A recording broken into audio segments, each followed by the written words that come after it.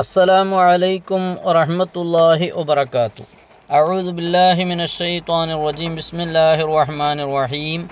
അൽഹംദുലില്ലാഹി റബ്ബിൽ ആലമീൻ വസ്സലാത്തു വസ്സലാമു അലാ അഷ്റഫിൽ മുർസലീൻ വഅലാ ആലിഹി വസ്വഹ്ബിഹിൽ ഫായിസീൻ. അമ്മാ ബഅദ്. ബഹുമാനവും സ്നേഹവും നിറഞ്ഞ പ്രിയപ്പെട്ട ശ്രോതാക്കളെ, സഹോദരങ്ങളെ, നമ്മുടെ കുടുംബത്തിലെ ഓരോ അംഗങ്ങളെ, ഇന്ന് വലിയ ഒരു മഹത്തായ ഒരു സൂറത്തിനെ കുറിച്ചാണ് നിങ്ങളെ പരിചയപ്പെടുത്താൻ പോകുന്നത്. ഈ സൂറത്തെങ്ങാളും ഈ പറയുന്നത് പോലെ അതിൻ്റെ ക്രമപ്രകാരം നമ്മൾ പാരായണം ചെയ്യുകയാണെങ്കിൽ അള്ളാഹു നമ്മളോട് സംസാരിക്കുന്നതായിരിക്കുന്ന ഒരു സൂറത്താണ്. ഇത് ഞാൻ വെറുതെ പറയുന്നതല്ല മുഅ്മിനീങ്ങളെ, ശരിക്കും എൻ്റെ ഈ വീഡിയോ നിങ്ങൾ കാണുക. ഇതിൽ ഞാനൊരു വീഡിയോ ക്ലിപ്പ് ഉൾപ്പെടുത്തുന്നുണ്ട്. ആ വീഡിയോ ക്ലിപ്പ് പൂർണ്ണമായും നിങ്ങൾ കാണുക. ഇൻഷാ അല്ലാ അത് കാണുമ്പോഴേക്കും കൃത്യമായി ഈ പറയുന്ന വിഷയങ്ങൾ നിങ്ങൾക്ക് മനസ്സിലാകും. അപ്പോൾ പറഞ്ഞു വരുന്നത് ഖുർആനിലെ ഏറ്റവും പ്രസിദ്ധമായ ഒരു സൂറത്ത്. ആ സൂറത്താണെങ്കിലോ ഖുർആൻ പരിപൂർണമായി ഓതിയതിന് തുല്യമായ ഒരു സൂറത്തും കൂടിയാണ്. അതിലാണെങ്കിലോ ഹബീബായ മുഹമ്മദുർ റസൂലുള്ളാഹി സ്വല്ലല്ലാഹു അലൈഹി വസല്ലമ തങ്ങളുടെ മൊത്തം ആ സൂറത്ത് തന്നെ നബി തങ്ങളെക്കുറിച്ച് വിവരിക്കുന്നതും നബി തങ്ങളെ ആ നബി തങ്ങളടങ്ങിയ അതിൻ്റെ ഓരോ ആയത്തുകളും നബി തങ്ങൾ അതിൽ അടങ്ങിയിട്ടുണ്ടോ എന്ന് പോലും തോന്നിപ്പോകുന്ന സൂറത്താണ്. അതിന് ആ നിലക്ക് നമ്മൾ ഗ്രഹിക്കുമ്പോൾ, മനസ്സിലാക്കുമ്പോൾ, കാരണം സൂഫിയാക്കളൊക്കെ അതിനെ മനസ്സിലാക്കിയത് അങ്ങനെയാണ്. അതുകൊണ്ട് ഞാൻ ഒട്ടും നീട്ടുന്നില്ല, നിങ്ങളുടെ ആകാംക്ഷ ഞാൻ നഷ്ടപ്പെടുത്താൻ ആഗ്രഹിക്കുന്നില്ല. ഇൻഷാ അല്ലാ ഇതിൻ്റെ കൂടെ ചേർക്കുന്ന ഈ വീഡിയോ ക്ലിപ്പ് നിങ്ങൾ പൂർണ്ണമായും കാണുക. മാത്രമല്ല ആ സൂറത്തിന് 10-25ഓളം മഹത്വങ്ങൾ അതിലൂടെ നമുക്ക് വ്യക്തമായി ആ ഉസ്താദ് നമ്മളെ വിശദീകരിച്ച് കാണിക്കുകയാണ്. നമ്മുടെ ജീവിതത്തിലുണ്ടാകുന്ന സകലമാന പ്രശ്നങ്ങൾക്കും ഈ ഒരേ ഒരു സൂറത്ത് നമുക്ക് മതിയാകുന്നതാണ്. എന്ത് പ്രശ്നമുണ്ടെങ്കിലും, രോഗമാണെങ്കിലും ബിസിനസ്സാണെങ്കിലും മറ്റേത് കാര്യങ്ങളാണെങ്കിലും, അതുപോലെ തന്നെ നാം പുതിയതായിരിക്കുന്ന ഒരു ഷോപ്പ് തുടങ്ങുമ്പോഴും, അതുപോലെ തന്നെ പുതിയതായിരിക്കുന്ന ഒരു വീട് കുടിയിരിക്കുമ്പോഴും, അതുപോലെ തന്നെ പുതിയ ഒരു വാഹനം വാങ്ങുമ്പോൾ, അങ്ങനെ നമ്മുടെ ജീവിതത്തിൻ്റെ നിഖില മേഖലകളിലും നമ്മൾ കൂടെ നിൽക്കുന്നതായിരിക്കുന്ന നമ്മുടെ ജീവിതത്തിൻ്റെ ഒരു അംഗം എന്ന് നമുക്ക് പറയാം, അല്ലെങ്കിൽ ജീവിതത്തിൻ്റെ അവിഭാജ്യ ഘടകം എന്ന് നമുക്ക് പറയാം. ഒരിക്കലും ഈ ഒരു സൂറത്തിനെ നമുക്ക് വിടാൻ സാധ്യമല്ല. ഒരിക്കലും ഇതിനെ ഒഴിവാക്കാൻ പറ്റാത്ത സൂറത്താണ്. മാത്രമല്ല ഒരു മുസൽമാൻ, ലോക മുസ്ലിമീങ്ങൾ ഏറ്റവും കൂടുതൽ പാരായണം ചെയ്യുന്നതും ദിവസത്തിൽ ഒരുപാട് പ്രാവശ്യം മറ്റെല്ലാ സൂറത്തിനേക്കാളും മറ്റെല്ലാ ആയത്തുകളെക്കാളും കൂടുതൽ പാരായണം ചെയ്യുന്നതായിരിക്കുന്ന മഹത്തായ ഒരു സൂറത്താണ്. ചിലപ്പോൾ ഇത് പറയുമ്പോൾ നിങ്ങൾ വിചാരിക്കുന്നത് വാക്കിയ സൂറത്തായിരിക്കും, അല്ലെങ്കിൽ യാസീനായിരിക്കും, അല്ലെങ്കിൽ വേറെ എന്തെങ്കിലും ആയിരിക്കും. അല്ല, ഇൻഷാ അല്ലാ അത് ഞാനിപ്പോൾ പറയുന്നില്ല. നിങ്ങൾ ഈ വീഡിയോയിൽ തന്നെ അത് കാണുക. തീർച്ചയായും ഇത് നമ്മുടെ ജീവിതത്തിൽ നമുക്ക് ഉപകരിക്കുമെന്നതിൽ യാതൊരു സംശയമില്ല. പക്ഷേ നമ്മളത് നിത്യവും പാരായണം ചെയ്യുന്നവരാണ്. പക്ഷേ അതിൻ്റെ മഹത്വം നമ്മൾ മനസ്സിലാക്കിയിട്ടില്ല. അതിൻ്റെ ഗൗരവം നമുക്ക് മനസ്സിലാവാത്തത് കൊണ്ട് തന്നെ അതിനെ വേണ്ടതുപോലെ നമുക്ക് ഉപയോഗിക്കാൻ സാധിച്ചിട്ടില്ല എന്ന് തന്നെ നമുക്ക് പറയാം. അതുകൊണ്ട് പ്രിയപ്പെട്ടവരെ, ഞാൻ നീട്ടുന്നില്ല. ആ വീഡിയോ ക്ലിപ്പ് എല്ലാവരും കാണുക, അതിൻ്റെ മഹത്വം മനസ്സിലാക്കുക. ജീവിതത്തിൽ ഒരു നിമിഷം പോലും നമുക്ക് ഒഴിവാക്കാൻ പറ്റാത്ത ആ സൂറത്തിനെ കഴിവിൻ്റെ പരമാവധി നമുക്ക് എത്ര കണ്ട് അധികരിപ്പിക്കാൻ സാധിക്കുന്നുവോ അത്ര കണ്ട് നമ്മൾ അധികരിപ്പിക്കുക.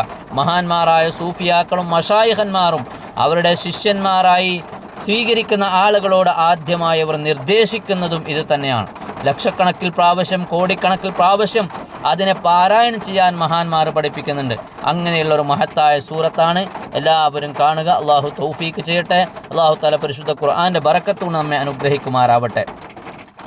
ഞാനിന്ന് എത്ര വലിയ ഡിപ്രഷനിലാണെങ്കിലും നിങ്ങൾ ഉയർത്തിയെടുക്കുന്ന അതിവിശിഷ്ടമായൊരു സൂറത്ത് പഠിപ്പിച്ചു തരട്ടെ. ഈ സൂറത്ത്, ഇതിൻ്റെ അകത്ത് മുത്തറസൂലിൻ്റെ മൗലിദ് ഒളിഞ്ഞു കിടപ്പുണ്ട്. അതേത് സൂറത്താണ് ഉസ്താദെ? പറഞ്ഞുതരാം. നിങ്ങൾ ഉദ്ദേശിക്കുന്ന സൂറത്തല്ല, അതാദ്യം ഞാൻ പറഞ്ഞേക്കാം. നിങ്ങൾ ഉദ്ദേശിക്കുക ഏതാ അലം നശ്റഹോ അല്ലെങ്കിൽ ഇന്നാഅതൈനാക്കൽ കൗസർ, അതൊന്നുമല്ല. 114 ഖുർആനിക അധ്യായങ്ങളിൽ ഏറ്റവും വേറിട്ടൊരു സൂറത്ത് സൂറത്തുൽ ഫാത്തിഹ. സൂറത്തുൽ ഫാത്തിഹയിൽ റസൂലുള്ളാഹിൻ്റെ മൗലിദോ, പിന്നെ പരിശുദ്ധ ഖുർആനിലെ 6666 അല്ലെങ്കിൽ 6000-ൽ പരം ആയത്തുകളുള്ളത് മുഴുവൻ റസൂലുള്ളാഹിൻ്റെ മൗലിദാണ്. ഉസ്താദ് ഇപ്പോൾ കുൽഹു അല്ലാഹു അഹദ്, അള്ളാഹു ഏകനാണ്, അതിലിപ്പോൾ എങ്ങനെ റസൂലുള്ളാഹിൻ്റെ മദ്ഹ് വരിക?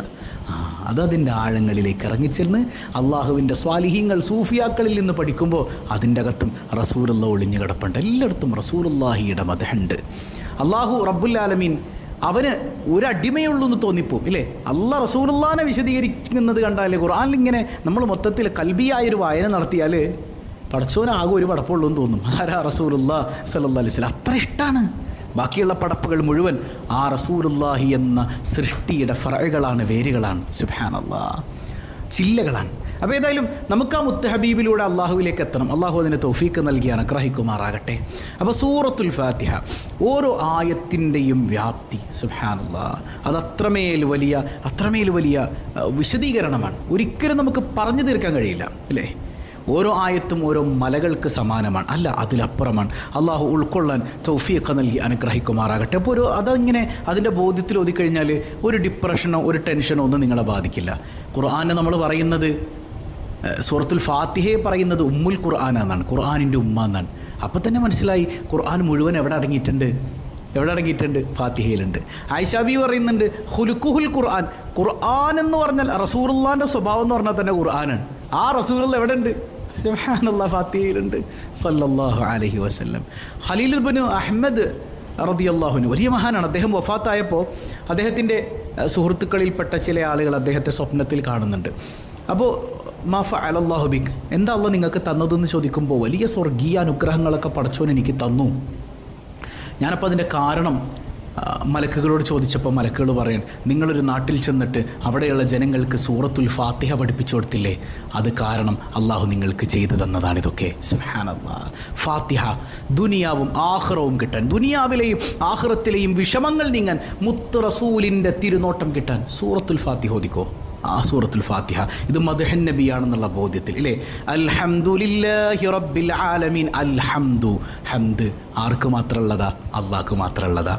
ആ അള്ളാഹ് മുത്തുനബിക്ക് പേര് വെച്ചത് എങ്ങനെയാ? മുഹമ്മദ് എന്നാണ്. സ്തുത്യർഹൻ, സ്തുതിക്കപ്പെടുന്ന ആളെന്നാണ് അള്ളാഹ് പേര് വെച്ചത്. എന്നാൽ സ്തുതിക്കർഹൻ ആര് മാത്രമാണെന്നാണ്? അള്ളാഹ് മാത്രമാണെന്നാണ്. അപ്പോൾ ആ അള്ളാഹ് പേര് വെക്കാൻ സ്തുത്യർഹൻ ആര്? മുഹമ്മദ് മുസ്തഫ സല്ലല്ലാഹു അലൈഹി വസല്ലം. അപ്പോൾ അൽഹംദുലില്ലാ എന്ന് പറയുമ്പോൾ അള്ളാഹ്ക്കുള്ള സ്തുതിയാകണമെങ്കിൽ മുഹമ്മദ് മുസ്തഫയിലൂടെ തന്നെ സഞ്ചരിക്കണം. മുത്തുനബിയെ പ്രണയിക്കുന്നവർക്കല്ലാതെ വേണ്ടവണ്ണം അള്ളാഹുവിനെ സ്തുതിക്കാൻ കഴിയില്ല. റബ്ബിൽ ആലമീനെ തിരിച്ചറിയണമെങ്കിൽ ഖുർആനിൽ അതേപോലെ മറ്റൊരു പ്രയോഗമുണ്ട്, റഹ്മത്തിൽ ലിൽ ആലമീൻ. ലോകങ്ങൾക്ക് മുഴുവൻ കാരുണ്യമായ മുഹമ്മദുർ റസൂലുള്ളാഹിയെ തിരിച്ചറിഞ്ഞാലേ റബ്ബുൽ ആലമീനെ തിരിച്ചറിയാൻ പറ്റുള്ളൂ. സുബ്ഹാനല്ലാഹ്. അർ റഹ്മാനിർ റഹീം, റഊഫുർ റഹീമാണ് നബിതങ്ങളെന്ന് ഖുർആനിൽ അല്ലാഹ് പറഞ്ഞിട്ടുണ്ട്. ആ റഹീമിലൂടെയേ റഹ്മാനായ റഹീമായ അള്ളാഹുവിനെ തിരിച്ചറിയാൻ പറ്റുള്ളൂ. അങ്ങനെ എല്ലായിടത്തും റസൂലുള്ളാഹി ഒളിഞ്ഞു കിടക്കുന്നുണ്ട്. ആ ബോധ്യത്തിൽ സൂറത്തുൽ ഫാത്തിഹ ഓതാൻ നമുക്ക് കഴിയണം. അള്ളാഹു തൗഫീഖ്. സൂറത്തുൽ ഫാത്തിഹയുടെ മഹത്വങ്ങളെക്കുറിച്ച് ഇങ്ങനെ പറയുമ്പോൾ നമ്മളിപ്പോൾ സൂറത്തുൽ ഫാത്തിഹ ഓതുമ്പോൾ ഒരു ഹദീസ് കാണാം, അൽഹംദുലില്ലാഹി റബ്ബിൽ ആലമീൻ. ആ ആയത്ത് ഞാൻ ഈ പറഞ്ഞ ബോധ്യത്തിൽ ആശയങ്ങൾ ഉൾക്കൊണ്ടുകൊണ്ട് ഏതവസ്ഥയിലാണ് നിങ്ങളുള്ളത്? എൻ്റെ റബ്ബ് എനിക്ക് എന്ത് തന്നാലും, അപകടം തന്നാലും, മക്കളെ തന്നാലും, അബോഷം തന്നാലും ഒക്കെ അതെൻ്റെ ഗുണത്തിനാണെന്ന് തിരിച്ചറിഞ്ഞിട്ട് അൽഹംദുലില്ലാ പറഞ്ഞാൽ ഉടനെ അള്ളാഹിൻ്റെ മറുപടി എന്താണ്? ഹമിദനി റബ്ബി, ഹമിദനി അബ്ദി, എൻ്റെ അടിമ എന്നെ സ്തുതിച്ചിരിക്കുന്നു. അള്ളാഹ് പറയും എൻ്റെ അടിമ എന്നെ സ്തുതിച്ചിരിക്കുന്നു. പടച്ചോൻ നമ്മളോട് വർത്താനം പറയണം. അപ്പം നമ്മളും പടച്ചോനോട് വർത്താനം പറയണമെന്നുള്ള ബോധ്യത്തിൽ തന്നെ നിസ്കാരത്തിൽ ഫാത്തിഹ ഓതണം അല്ലേ? അർ റഹ്മാനിർ റഹീം. അപ്പം അള്ളാഹ് പറയും എൻ്റെ അടിമ എന്നെ വാഴ്ത്തിയിരിക്കുന്നു, എൻ്റെ മഹത്വം പറഞ്ഞിരിക്കുന്നു. മാലികി യൗമിദ്ദീൻ. കണ്ടോ? മാലികി യൗമിദ്ദീൻ, അന്ത്യനാളിൻ്റെ അടക്കം ഉടമയായ അള്ളാഹ്. അപ്പം അള്ളാഹ് പറയും എൻ്റെ അടിമ അവൻ്റെ മുഴുവൻ കാര്യങ്ങളും എന്നിലേക്ക് ബരമേൽപ്പിച്ചിരിക്കുന്നു. ഇയ്യാക നഅ്ബുദു വ ഇയ്യാക നസ്തഈൻ. പടച്ചോനെ നിന്നെ മാത്രം ഞങ്ങൾ ആരാധിക്കുന്നു, എല്ലാ സഹായവും നിന്നിൽ നിന്നാണ്. ഇല്ലേ, നിന്നോട് മാത്രം ഞങ്ങൾ സഹായം തേടുന്നു. ഇല്ലേ, എനിക്കൊരു ചായ വെള്ളം എടുത്തു തരാൻ പോലും ഉമ്മാക്ക് കഴിവില്ല. ആ ഉമ്മയിലൂടെ എനിക്ക് തരുന്നത് എൻ്റെ റബ്ബാണ്. ഇല്ലേ, അങ്ങനെ തന്നെയാണ്. എല്ലാം അള്ളാഹുവിൽ നിന്നാണ്. അപ്പോൾ അള്ളാഹ് പറയാണ് ഇത് എനിക്കും എൻ്റെ അടിമക്കിടയിലുമുള്ളതാണ്. എൻ്റെ ദാസൻ ചോദിക്കുന്നത് ഞാൻ അവന് കൊടുത്തിരിക്കും. സുബ്ഹാനല്ലാഹ്. ഉടനെ നമ്മൾ ചോദിക്കണേ എന്താ നമ്മൾ ചോദിക്കണത്? ഇഹ്ദിന സിറാത്തൽ മുസ്തഖീം. റസൂലുള്ളാഹിൻ്റെ വഴിയാണ് ചോദിക്കണേ. അപ്പോൾ അല്ല എന്താ പറയുന്നത്, ഇതെൻ്റെ ദാസനുള്ളതാണ്, എൻ്റെ ദാസൻ ചോദിച്ചത് ഞാനവന് കൊടുത്തിരിക്കുകയാണ്. അങ്ങനെ നമ്മൾ ചോദിക്കുന്നതിനൊക്കെ അല്ല കൃത്യമായിട്ട് മറുപടി പറയുന്ന, നമ്മളോട് വർത്താനം പറയുന്ന സൂറത്താണ് സൂറത്തുൽ ഫാത്തിഹ. അതിൻ്റെ അത്ഭുതങ്ങളിലേക്കൊന്ന് നോക്കിക്കേ. ഒന്നാമത്തെ നമ്മൾ പറഞ്ഞു ഖുർആനിൻ്റെ ഉമ്മയാണ്. അപ്പോൾ ഖുർആൻ മുഴുവൻ എവിടെയുണ്ട്? ഫാത്തിഹയിലുണ്ട്. 2, സൂറത്തുൽ ഫാത്തിഹ ഇറങ്ങിയ സമയത്ത് പിശാചുക്കളൊക്കെ വിരണ്ടോടി എന്നാണ്. അപ്പോൾ നമ്മുടെ വീട്ടിൽ ഇതിങ്ങനെ പതിവാക്കിയാൽ പിശാചുക്കളൊക്കെ വിരണ്ടോടും. മനസ്സിലായോ? അത് തൗഫീഖ്. മൂന്നാമത്തേത് പരിശുദ്ധമായ ഖുർആനിലെ ഏറ്റവും കൂടുതൽ ഓതപ്പെടുന്ന സൂറത്ത് ഏതാ?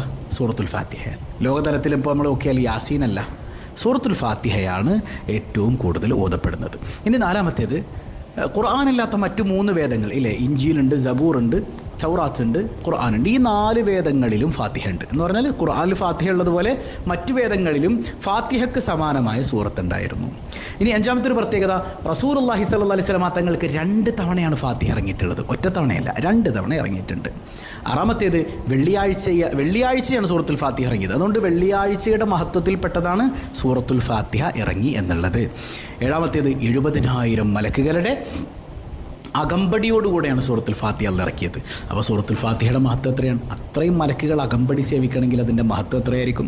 8ാമത്തേത് 1000 പ്രത്യക്ഷത്തിലുള്ള മുറാദുകളും 1000 പരോക്ഷമായ മുറാദുകളും ആവശ്യങ്ങളും അല്ലാഹ് പൂർത്തീകരിച്ചു. അപ്പോൾ ഓതണ്ട പോലെ നമ്മൾ ഓതിയാൽ നമ്മുടെ ഉള്ളിൻ്റെ ഉള്ളിലുള്ള 1000 മുറാദും പുറത്ത് പ്രകടമായ 1000 മുറാദും ആവശ്യങ്ങളും അള്ളാഹു നിറവേറ്റിത്തരും. 9ാമത്തേത് ഒരെണ്ണം ഓതിയാൽ ഖുർആൻ ഖത്മ് തീർത്ത പ്രതിഫലം അവനുണ്ട് എന്നുള്ളതാണ്. 10ാമത്തേത് 7 ആയത്തുകളാണ്. 7 നരകത്തിലെ കവാടങ്ങൾ, ഓരോ ആയത്തും ഓരോ കവാടങ്ങൾ ഇങ്ങനെ അടയ്ക്കും. അതെ, അൽഹംദുലില്ലാ എന്ന് പറഞ്ഞാൽ തന്നെ ദുനിയാവിലെ നരകം അടഞ്ഞു. കാരണം എന്താ? എൻ്റെ റബ്ബ് എനിക്ക് തന്നതിലൊക്കെ തൃപ്തിപ്പെടുന്നൊരു മനുഷ്യന് പിന്നെ സങ്കടമുണ്ടോ? സങ്കടം ഇല്ലാത്തതല്ലേ ഏറ്റവും വലിയ സ്വർഗം. സങ്കടമുണ്ട്, ടെൻഷനാണ് ഏറ്റവും വലിയ നരകം ദുനിയാവിൽ. ആ ടെൻഷൻ അങ്ങ് മാറിയാൽ തന്നെ അവന് ദുനിയാവിൽ തന്നെ സ്വർഗം കിട്ടിയില്ലേ? മനസ്സിലായോ? പിന്നെ 11ാമത്തേത് സ്വർഗത്തിലെ 8 കവാടങ്ങളും അള്ളാഹു നിങ്ങൾക്ക് തുറന്നു തരും. 12ാമത്തേത് ഷിഫ മിൻ കുല്ലി ദാ, എല്ലാ രോഗങ്ങൾക്കും ഷിഫയാണ് സൂറത്തുൽ ഫാത്തിഹ. 13ാമത്തേത് വിഷം തീണ്ടിയാൽ ഫാത്തിഹ മരുന്നാണ്. നമ്മൾ മുമ്പ് ഒരു ഹദീസ് പറഞ്ഞിട്ടുണ്ട്, ഇമാം ബുഖാരിയൊക്കെ ഉദ്ധരിക്കുന്നുണ്ടല്ലോ. കുറച്ച് സ്വഹാബത്ത് ഒരു നാട്ടിലേക്ക് യാത്ര പോവാണ്. ആ നാട്ടിലെത്തിയപ്പോൾ അവർ തീരെ പരിഗണിക്കുന്നില്ലേ സ്വഹാബത്തിന്, വേണ്ട ഒരു ഉപകാരം ചെയ്തു കൊടുക്കണില്ല. അങ്ങനെ ആകെ സങ്കടപ്പെട്ടിരിക്കുമ്പോഴാണ് ആ നാട്ടിലെ ഒരാൾ ഓടി വരുന്നത്. നിങ്ങളിൽ ആരെങ്കിലും മന്ത്രിക്കുന്നവരുണ്ടോ? ഞങ്ങളുടെ ഗ്രാമമുഖ്യന് വിഷമേറ്റിട്ടുണ്ട്, പാമ്പ് കടിയോ അല്ലെങ്കിൽ തേള് കടിയോ തേളിൻ്റെ കൊത്ത് ഏറ്റിട്ടുണ്ട്. അപ്പോൾ ഒരു സ്വഹാബി പറഞ്ഞു, ഞാൻ മന്ത്രിക്കാം, പക്ഷേ ഒരു കണ്ടീഷൻ ഉണ്ട്, 100 ആടിനെ തരണം. എത്ര ആട്? നമ്മുടെ ഉസ്താദ്മാരൊക്കെ 100 ആട് ചോദിക്കണ്ടേ? 100 ആടിന് എത്രയാണ് ഇന്നത്തെ കാലത്ത് വില? 3 ലക്ഷം. 100 ആടിന് എത്ര വരും? 10 ലക്ഷം വരും അല്ലേ? അങ്ങനെയല്ലേ? 10 ലക്ഷം വരും അല്ലേ? ഒരാടിന് 10,000 വെച്ച് ഏറ്റവും ചുരുങ്ങിയത് കൂടിക്കഴിഞ്ഞാൽ 100 ആടിന് 10 ലക്ഷം വരും. അപ്പോൾ ഒന്ന് മന്ത്രിക്കാൻ 10 ലക്ഷം ചോദിച്ച് എങ്ങനെ ഉണ്ടാവും? 10 ലക്ഷം വേണ്ട, ഒരു മൊയിലാരി വന്നിട്ട് മന്ത്രിക്കാം, ഒരു 1000 തന്നെന്ന് പറഞ്ഞാൽ മൊയിലാരി ഞങ്ങളുടെ തീറ്റയും തിന്നിട്ട് മന്ത്രിക്കാൻ പറഞ്ഞപ്പോൾ അയാൾ എടുക്കണ പണിക്കാൾ. നിങ്ങൾക്ക് വേണമെങ്കിൽ നിങ്ങൾ മന്ത്രിച്ചോളെ പോരായിരുന്നോ? മൂപ്പര് എടുക്കുന്ന ജോലിക്ക് ചോദിച്ചാൽ നിങ്ങൾക്ക് കൊടുക്കുന്നുണ്ട്. എന്താ? ഏതെങ്കിലും ഒരു ഉസ്താദ് ഇങ്ങനെ ചോദിക്കുമോ? തമാശ പറഞ്ഞാണ്. ഒരു ഉസ്താദും ചോദിക്കൂല. ഇനി ചോദിച്ചാൽ പോലും തെറ്റില്ല എന്നാണ് ഈ ഹദീസിലുള്ളത്. മനസ്സിലായോ? ആ സ്വഹാബി ചോദിക്കുന്നത് 100 ആടാണ്. സമ്മതിച്ചു, എന്തും തരാം. സ്വഹാബി ചെന്നു, നേരെ സൂറത്തുൽ ഫാത്തിഹ ഓതിയപ്പോൾ തന്നെ വിഷം അങ്ങോട്ട് ഇറങ്ങിപ്പോയി. നമ്മുടെ വായല്ലല്ലോ, സ്വഹാബത്തിൻ്റേതല്ലേ. അങ്ങനെ 100 ആടിനെ കിട്ടി. 100 ആടും കൊണ്ട് റസൂലുള്ളാഹിൻ്റെ അടുക്കലേക്ക് വരികയാണ്. പേടിയാണ്. നബിതങ്ങൾ എന്ത് പറയുന്നുള്ളൊരു പേടി. റസൂലുള്ളാഹിനോട് പറഞ്ഞു, നബിയെ മന്ത്രിച്ചോ? എന്താണ് മന്ത്രിച്ചത്? ഫാത്തിഹ നബിയെ, നല്ല മന്ത്രം. നബിതങ്ങൾ പറയാൻ നല്ല മന്ത്രം. എന്നിട്ട് റസൂൽ ചോദിക്കുന്നുണ്ട്, എന്താ കിട്ടിയത്? നബിയെ 100 ആട് കിട്ടി. വല്ലരി ബൂലി ബിസഹമിൻ, അതിൽ നിന്ന് ഒരു ഷെയർ എനിക്ക് തരണമെന്ന് സയ്യിദുനാ റസൂലുള്ളാഹ്. അപ്പം മന്ത്രിച്ചിട്ട് പൈസ വാങ്ങിയെന്നും അത്രല്ല, ആ വാങ്ങിയതിൽ നിന്ന് ഷെയർ ചോദിച്ചിട്ടുണ്ട് സയ്യിദുനാ റസൂലുള്ളാഹ് സ്വല്ലല്ലാഹു അലൈഹി വസല്ലം. നബിതങ്ങൾ ചോദിച്ചത് റസൂലുള്ളാഹിക്ക് എടുക്കാനല്ല, അപ്പം തന്നെ അതിൻ്റെ ആവശ്യക്കാർ പാവപ്പെട്ട ആളുകൾ വന്ന നബിതങ്ങൾ അങ്ങ് കൊടുക്കും. അപ്പോൾ ഇത് പഠിപ്പിച്ചെന്തിനാ? മന്ത്രിച്ചാൽ പൈസ വാങ്ങാമെന്നതിന് കൂടെ തെളിവാണ്. അപ്പം ഞാൻ പറഞ്ഞൊന്നും വിഷയമതല്ല, ഫാത്തിഹ വിഷം ഇറങ്ങിപ്പോയി. അപ്പോൾ നമ്മൾ നമ്മുടെ നാവ് കൊണ്ട് ഓതി എത്രത്തോളം ഈമാനുണ്ട് നമുക്കറിയാമല്ലോ. അപ്പോൾ മരുന്ന് കഴിക്കുന്നതിനോടൊപ്പം ഫാത്തിഹ കൂടെ ഓതുക, വിഷം ഇറങ്ങിപ്പോകാൻ ഉപകാരമാണ്. 14ാമത്തേത് വീട്ടിൽ വലിയ മാരക രോഗം അല്ലെങ്കിൽ എന്ത് രോഗമായിക്കോട്ടെ, രോഗി ഉണ്ടെങ്കിൽ ഒരു 41 ദിവസം ഓരോ ദിവസവും 41 തവണ ഫാത്തിഹ ഓതിയിട്ട് മന്ത്രിച്ചു കൊടുക്കുക. വെള്ളത്തിൽ മന്ത്രിക്കുക, ശരീരത്തിലൊക്കെ മന്ത്രിച്ചു കൊടുക്കുക. രോഗം സുഖപ്പെടുന്നത് നിങ്ങൾക്കറിയാൻ പറ്റും. 15ാമത്തേത് നിങ്ങൾക്കൊരു ആഗ്രഹമുണ്ട്, നടക്കുന്നില്ല, ഒരു 313 ഫാത്തിഹ നേർച്ചയാക്കി ഓതിക്കോ, അള്ളാഹു നിങ്ങളുടെ ആഗ്രഹം നടത്തിത്തരും. 16ാമത്തേത് ഇശാ മഗ്‌രിബിൻ്റെ ഇടയിൽ ഒരു 40 ഫാത്തിഹ നിങ്ങൾ കൃത്യമായി പതിവായി ഓതിയാൽ നടക്കൂല എന്ന് നിങ്ങൾ വിചാരിച്ച സംഗതി അള്ളാഹു നടത്തിത്തരും. മനസ്സിലായോ? ഇനി 17-ാമത്തേത്, നിങ്ങളുടെ മക്കൾക്ക് ഓർമ്മശക്തിയില്ല, ഭയങ്കര സങ്കടമാണ് ഉസ്താദെ, പഠിച്ചതൊന്നും തലയിൽ കയറണില്ല എന്നാണ്. 7 ദിവസം ഓരോ ദിവസവും 7 ഫാത്തിഹ ഓതി വെള്ളത്തിൽ ഓതിയിട്ട് എന്ത് ചെയ്യുക, മന്ത്രിച്ച് കുട്ടിക്ക് കുടിക്കാൻ കൊടുത്തു നോക്കിയാൽ. അങ്ങനെ 7 ദിവസം ഇടയ്ക്കിടെ ചെയ്യുന്നത് കൊണ്ട് തന്നെ കുഞ്ഞിൻ്റെ ഓർമ്മശക്തി ഭംഗിയായി ഇമ്പ്രൂവായി വരുന്നത് നിങ്ങൾക്കറിയാൻ പറ്റും. പിന്നെ ചില ആളുകൾ 19-ാമത്തെ എന്താ, ഒരു കുടുക്കിൽപ്പെട്ട ആളുകളുണ്ടാവും, കടക്കണിയാണ്, ജപ്തിയുടെ വക്കീലാണ്, അല്ലെങ്കിൽ ജയിലിലാണ്, അങ്ങനെയൊക്കെ പെട്ടുപോയ ആളുകളുണ്ട്. നിങ്ങൾ തഹജ്ജുദിൻ്റെ സമയത്ത് ഡെയിലി 40 ഫാത്തിഹ ഓതിക്കോ, നിങ്ങളുടെ കുടുക്കിൽ നിന്ന് അള്ളാഹു നിങ്ങളെ ഉയർത്തിയെടുക്കുന്നതാണ്. ഓക്കെ. 20-ാമത്തേത്, എത്ര വലിയ ക്ഷീണവും ടെൻഷനും ഉണ്ടോ, നിങ്ങൾ സൂറത്തുൽ ഫാത്തിഹ പതിവാക്കിക്കോ. ഞാൻ ഈ പറഞ്ഞ ബോധ്യത്തിൽ എത്ര വലിയ ടെൻഷനും അള്ളാഹു നീക്കി തരുന്നതാണ്. അതുപോലെ തന്നെ 21-ാമത്തേത്, നമ്മൾ എന്ത് കാര്യം തുടങ്ങുമ്പോഴും, ഏതൊരു വിഷയം തുടങ്ങുമ്പോഴും നിങ്ങൾ ഫാത്തിഹ ഓതി തുടങ്ങുക. അതുകൊണ്ടല്ലേ നമ്മളിപ്പോൾ ഒരു കട തുടങ്ങാണ്, കച്ചവടം തുടങ്ങാണ്, അല്ലെങ്കിൽ ഒരു കാര്യം, നല്ലൊരു കാര്യത്തിലേക്ക് ഇറങ്ങാണ്, നിങ്ങൾ അൽ ഫാത്തിഹ വിളിച്ച് തുടങ്ങുന്നത് അതുകൊണ്ടാണ്, ഇല്ലേ? ജീവിച്ചിരിക്കുന്നവർക്കും മരണപ്പെട്ടവർക്കൊക്കെ ഗുണമാണ് അൽ ഫാത്തിഹ. അപ്പോൾ നമ്മളൊരു കാര്യം, ഡെയിലി നമ്മളൊരു കാര്യം, അതിൽ ഇപ്പോൾ അടുക്കളപ്പണി നമ്മൾ തുടങ്ങാൻ പോകുമ്പോൾ അൽ ഫാത്തിഹ വിളിച്ചങ്ങ് തുടങ്ങിക്കോ, ഏത് കാര്യത്തിലും. 22-ാമത്തേത്, നമ്മൾ യാത്ര തുടങ്ങുമ്പോൾ ഒരു ഫാത്തിഹ ഓതി തുടങ്ങിയാൽ യാത്ര എന്തിനാണോ പോകുന്നത് അള്ളാഹു അത് പൂർത്തീകരിച്ച് തരും. പ്രയാസങ്ങൾ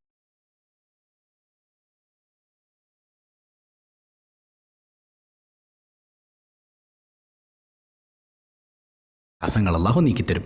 23-ാമത്തേത്, മരണപ്പെട്ടവർക്ക് ഹദിയ ചെയ്താൽ, ഫാത്തിഹ ഓതി ഇടക്കിടക്ക് ഹദിയ ചെയ്യുക, ഇല്ലേ? നമ്മളിപ്പോൾ അള്ളാഹിൻ്റെ ഔലിയാക്കൾക്കൊക്കെ ഇടക്കത് ഹദിയ ചെയ്യണം കേട്ടോ. അവർക്കൊരു ഫാത്തിഹ എപ്പോഴും മോദൂകിൽ അവരെ ദുആഉം ബറക്കത്തുമുണ്ടാമേ. ഔലിയാക്കളുടെ പേരിൽ ഫാത്തിഹ ഓതിയാൽ അവരുടെ കാവൽ നമുക്കുണ്ടാവും. അപ്പോൾ ഡെയിലി ഒരു ഫാത്തിഹ ഓതാൻ മറക്കരുത്. പിന്നെ 24-ാമത്തേത്, സിഹർ, കണ്ണേറ്, ഇതുകൊണ്ട് ബുദ്ധിമുട്ടുന്ന ആളുകൾ 41 ദിവസം 41 ഫാത്തിഹ ഓരോ ദിവസവും ഊതി വെള്ളത്തിൽ മന്ത്രിച്ച് ശരീരത്തിൽ പുരട്ടുക, അതുപോലെ തന്നെ കുടിക്കുക. പിന്നെ കുളിക്കുന്ന വെള്ളത്തിൽ ആഡ് ചെയ്തിട്ട് അല്പം കുളിക്കുന്ന സമയത്തൊക്കെ അത് ഉപയോഗിച്ചാൽ സിഹറും കണ്ണീറും ഒക്കെ മാറിപ്പോകുന്നത് നിങ്ങൾക്കറിയാൻ പറ്റും. 25-ാമത്തേത്, മഗ്‌രിബിൻ്റെയും ഇശാഇൻ്റെയും ഇടയിൽ മരണപ്പെട്ട ആളുകൾക്ക് വേണ്ടിയിട്ട് ഒരു 3 ഫാത്തിഹ പതിവായി ഓതിയാൽ അവർക്ക് അല്ലാഹു മഗ്ഫിറത്ത് കൊടുക്കും. 26-ാമത്തേത്, ഉറങ്ങുന്നതിന് മുൻപ് ഓതിക്കഴിഞ്ഞാൽ മലക്കുകളുടെ കാവൽ, ഉറങ്ങി എഴുന്നേൽക്കുന്നത് വരെ മലക്കുകളുടെ കാവൽ കിട്ടും. ഇതിലൊക്കെ അപ്പുറം നമുക്ക് എന്താ വേണ്ടേ? അപ്പോൾ വമ്പൻ സാധനമാണ് ഈ ഫാത്തിഹ എന്ന് പറയുന്നത്, അല്ലേ?